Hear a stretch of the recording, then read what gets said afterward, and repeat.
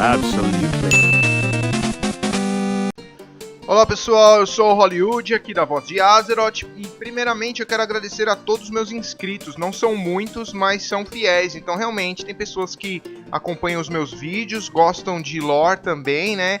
E eu vejo que tem uma galera que está sempre comentando e acompanhando os meus vídeos. Primeiramente agradeço a vocês.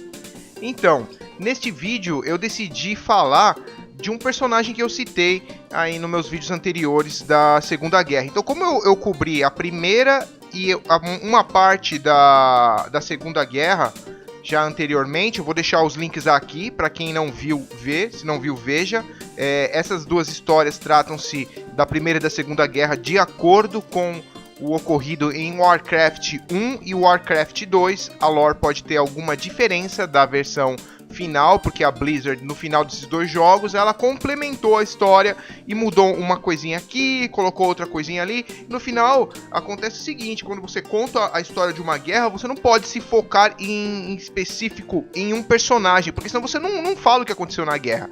Então, como eu já falei desse cara, que é um traidor, um safado chamado Aiden Perenode, que é o cara que traiu a aliança na Segunda Guerra, lá do Vale Alterac, o líder do Vale Alterac, que se aliou aos orcs, né? Como eu já citei a história, o fato dele, né? O fato de ele ter traído a aliança no meu vídeo anterior sobre a Segunda Guerra, eu vou falar da história do Aiden Perenode neste vídeo.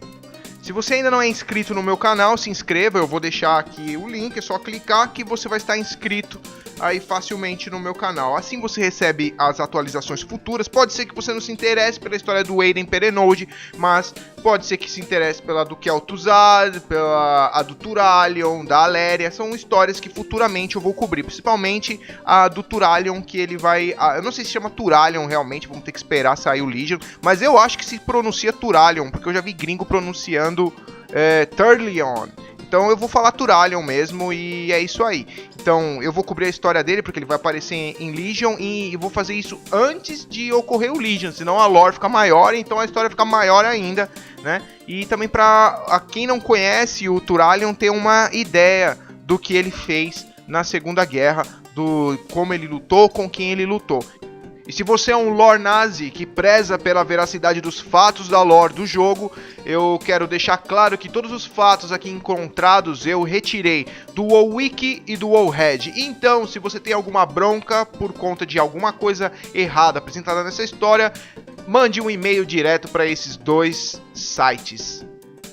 Então está na hora de começar essa parte do lore. Vamos lá, pessoal. Então o Aiden, ele cresceu em uma vida boa, sem conhecer a necessidade. Ele adorava sua casa nas montanhas Alterac, mas sempre tinha os olhos na grande cidade de Lordaeron.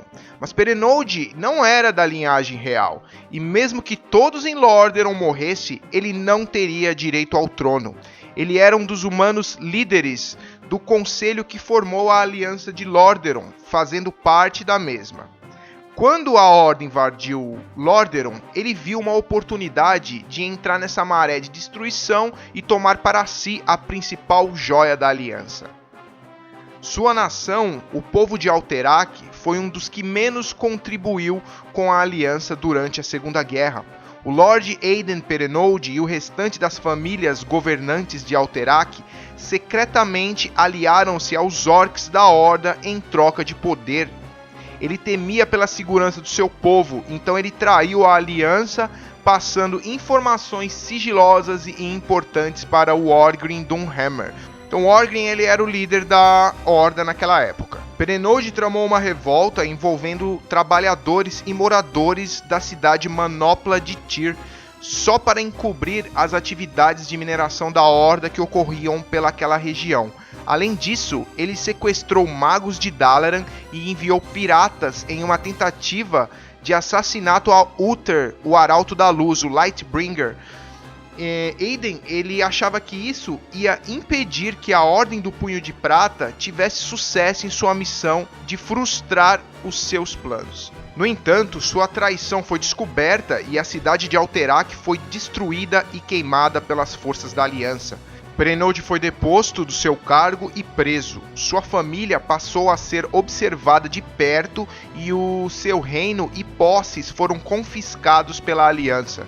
Sendo rei de Alterac, ele não podia ser exilado ou executado. A prisão também não era uma opção. Qualquer uma dessas atitudes faria com que os outros reis da aliança se sentissem ameaçados, e não era isso que os líderes desejavam. Os reis queriam que ele abdicasse de sua posição como rei para que ele fosse executado. No entanto, ele se recusaria, lógico, sabendo que isso era o mesmo que assinar a sua morte. O reino de Alterac foi colocado sobre lei marcial como uma solução temporária. Durante o ataque órquico na Nova Vento Bravo, após a derrota da Horda, Perenode conseguiu o livro de Medivh, que foi roubado por suas tropas, numa tentativa de ganhar influência. Ele daria o livro à Horda. Em troca, os orcs providenciariam que as forças de Stromgarde e Lordaeron, que estavam prontas para se vingar, sofressem um ataque do Asa da Morte, que destrói os acampamentos onde as tropas da Aliança estavam estacionadas. Seu filho, Eliden, fica envergonhado com a atitude de seu pai, sabendo que isso iria ajudar com que tudo que ele havia feito para limpar o nome da família fosse por água abaixo. Depois da destruição, Perenode foi declarado traidor. Seu povo foi exilado de suas terras e um preço colocado em sua cabeça. O aviso de procurado foi feito por Uther e dizia: é do conhecimento de todos que o indivíduo conhecido como Aiden Perenode e todos os seus aliados conhecidos, devido sua associação com a Horda durante a guerra e sua traição para com a Aliança e seus cidadãos, seja extirpado de todas suas terras pertencentes e riqueza, e sejam reconhecidos como traidores da Aliança. Eles devem esquecer todos os seus direitos como cidadãos da Aliança. Devem ser considerados como inimigos de todos os cidadãos de Lordaeron. Que nenhuma boa pessoa desta terra mostre hospitalidade ou piedade. Considere suas atitudes para com a Aliança e trate-o igual. Assim dito, no 7º ano da Aliança de Lordaeron, Uther, o Arauto da Luz. Mas Perenode não desistia. Ele teria de fazer algo drástico para recuperar suas terras. Quando a Legião Ardente e o Flagelo iniciaram os seus ataques em Lordaeron, ele aproveitou a distração da Aliança para tentar retornar às suas terras. Ele comandou e assustou civis que ele costumava a governar. Estes estavam tão assustados e preocupados com as criaturas infernais que obedeceram. Ele conseguiu manipular alguns nobres e organizar pequenas raids para atacar algumas cidades, onde ele acaba conseguindo recuperar o controle. Novamente, de posse de suas terras, ele desejava se vingar da Aliança, mesmo com a queda de Lordaeron e toda a bagunça que ocorria com o retorno de Arthas de Nortúndria. What is this? What are you doing, my son? Succeeding you, father.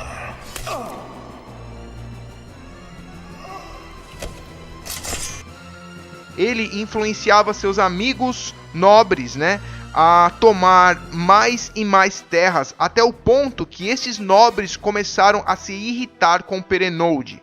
Ele sabia que seria um futuro alvo desses nobres. Perenode cria uma associação chamada de O Sindicato para se proteger e ter mais poder. Nessa época, o Perenode já estava com 66 anos. Ele acaba sendo capturado e jogado na prisão, onde ficou até morrer. Agora, seu filho, Eliden Perenode, lidera o sindicato para tentar recuperar suas terras. Estas terras e sua posição como nobre foram um assunto de disputas familiares envolvendo sua filha mais velha, Bev, e seu filho, Aiden, e também um sobrinho chamado Isiden, todos com o sobrenome Perenode. Uma curiosidade extra é que existe um Cavaleiro da Morte chamado Barão Perenode, que aparece de forma aleatória em Warcraft 3. Não se sabe ao certo, mas há uma possibilidade desse DK ser o sobrinho Isiden Perenode. Nos livros Day of the Dragon e Beyond the Dark Portal, Isiden consegue o apoio do Gain Greymane em seu clamor de ser o sucessor do reino de Alterac.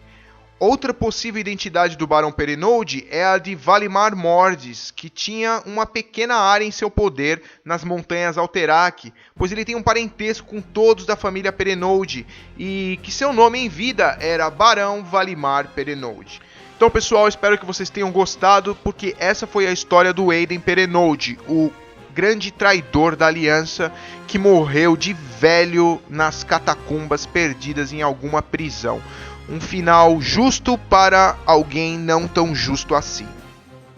Se você não é inscrito no meu canal, inscreva-se para receber minhas próximas atualizações. Estarei aqui falando sempre de lore, uma ou outra novidade, quem sabe um top 10, um top 5, realmente as ideias vão aparecendo aos poucos, mas o meu objetivo realmente é focar em lore. Então, como eu finalizei essas duas guerras, eu vou focar em alguns personagens que foram citados nessa guerra. O próximo personagem da lista, qual eu já tenho pronto, é a história do Alonsus Faol, que foi o arcebispo que fundou a Irmandade dos Cavaleiros da Mão de Prata.